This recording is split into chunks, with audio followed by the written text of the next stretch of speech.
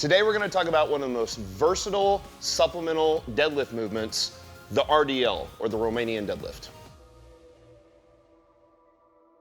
All right, so I'm here with my good friend, Nikki Sims. Most people don't know that Nikki's first name is actually Nikolai.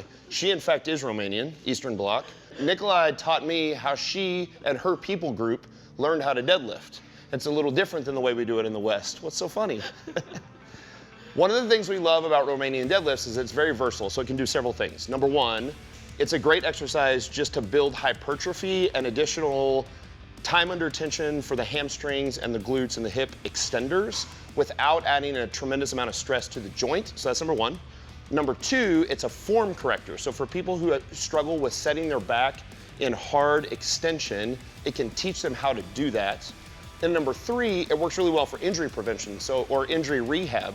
So for clients that have maybe an injured lower back, a Romanian deadlift is a great way to start working some volume back into that deadlift type movement, pump fresh blood into the back. As Diamond Darren Deaton says, motion is lotion. And so we can actually start moving and we can rehab the back a little bit. So we're gonna show you how we would use those in all three different scenarios. Okay, the primary difference between a Romanian deadlift and a regular deadlift is that a regular deadlift is gonna start from a dead stop. That's how it gets its name, off of the floor. A Romanian deadlift is gonna start at the top, go down and have a rebound and come back up to the top. So it doesn't start from a dead stop, it starts at the top, much like a squat does or a bench press does. And one of the reasons we do this is because people who have a hard time setting their back in nice extension off the floor can set their back in extension standing straight up. As a matter of fact, the fact that they're just standing straight up probably means their back is in extension. So if we can start them in extension, then we can see how far down they can take the bar before their back starts to lose extension. This is one of the ways we use it. Nikki's wearing straps, and we tend to wear straps on RDLs. You don't have to. The big deal with RDLs is we often tend to do a little higher rep count, so something in the 6 to 8 range. And I don't want grip to be a distraction. I want them to be able to focus on holding their back in hard extension and letting their hamstrings and glutes do the work of the hip extenders. So take a grip, same grip that you would on a normal deadlift.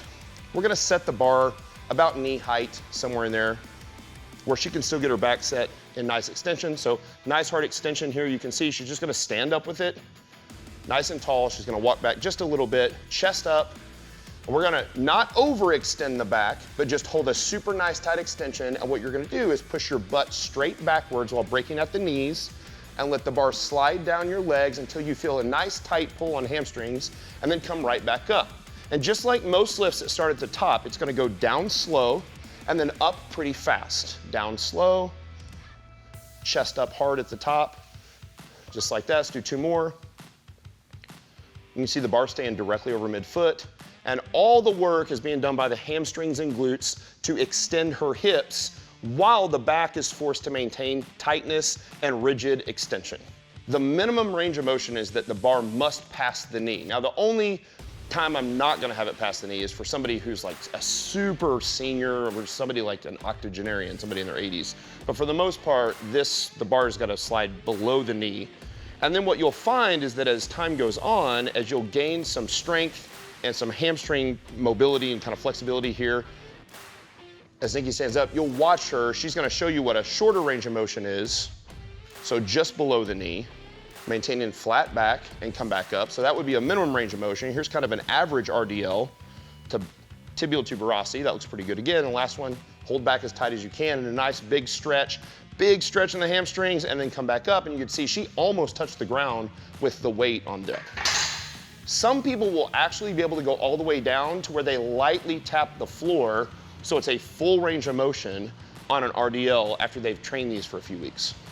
Okay, another couple minor differences between an RDL and a normal deadlift is that in a normal deadlift, because it starts at a dead stop from the bottom, we breathe at the bottom.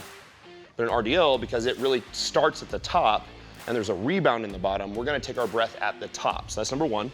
Number two, you are going to try to bend your knees less, hold your shins mostly vertical, and shove your butt back more than you would on a normal deadlift. I really try to visualize pushing my butt back as though I'm trying to touch the wall behind me with my rear end. That way I know I'm putting all that tension on the hamstring, especially up at the origin of the hamstring, at the ischial tuberosity. That's the place I'm trying to feel the stretch. So on your sit bones, up underneath your butt cheeks is where the tension will be. The main place I'm gonna program it often is as a supplemental deadlift, when the main deadlift is causing a fair amount of stress to my lifters. So for late intermediate advanced lifters, they're lifting really, really heavy, they feel very beat up, they're having a hard time recovering.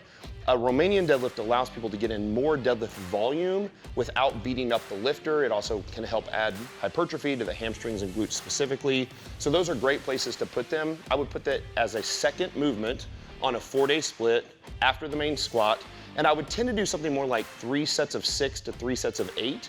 Like I might go 3 sets of 6, and the next week 3 sets of 7, 3 sets of 8, and then bump the weight up and go back to 3 sets of 6 and just keep titrating up. So that's a great way to do it. If somebody can't set their back, and let me be clear, if you don't think you can set your back, you probably need a coach first. Like get a coach, a good coach. We can get 95% of the people, more than that, probably 99% of people, to set their back correctly on a deadlift.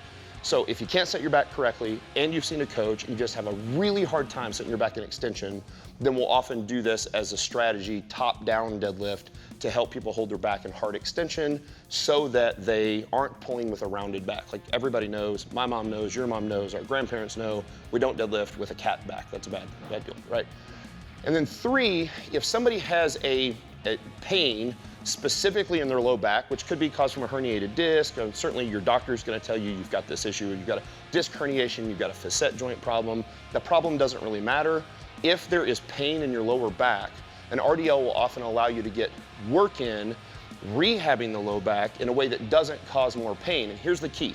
When you do these RDLs, now if I do it for pain management, I'm doing it for rehab, I'm not gonna do 3 sets of 8. I'm gonna do something more like I'm gonna work up in weight till I hit a weight that I can do that keeps my pain on the pain scale under 3. And then I'm gonna do 2 reps. And I'm gonna do 4 more sets after that at the same weight. So I'll do 5 sets of 2 for rehab rather than something like 3 sets of 8. Try to keep going up in weight each week and also elongating the range of motion from session to session. At some point you'll do this. Here's the goal if you've got pain. By the end of the session, your back should feel some better. It's not gonna be 100% better, but it'll be better than it was when you started. If you go through the same process and at the end of the workout it feels worse, it didn't work. Then we have to change the modality, right? So we can use it for supplemental lifts, we can use it to fix form errors, and we can use it to rehab lower backs. Those are the reasons we love the Romanian deadlift. If you wanna have sweet erectors like Nikki Sims, click the playlist up here to learn how to get a more jacked back. Is that what we do? Stronger back? I don't know, both, right? Strong backs or jacked backs. That's why your back is jacked.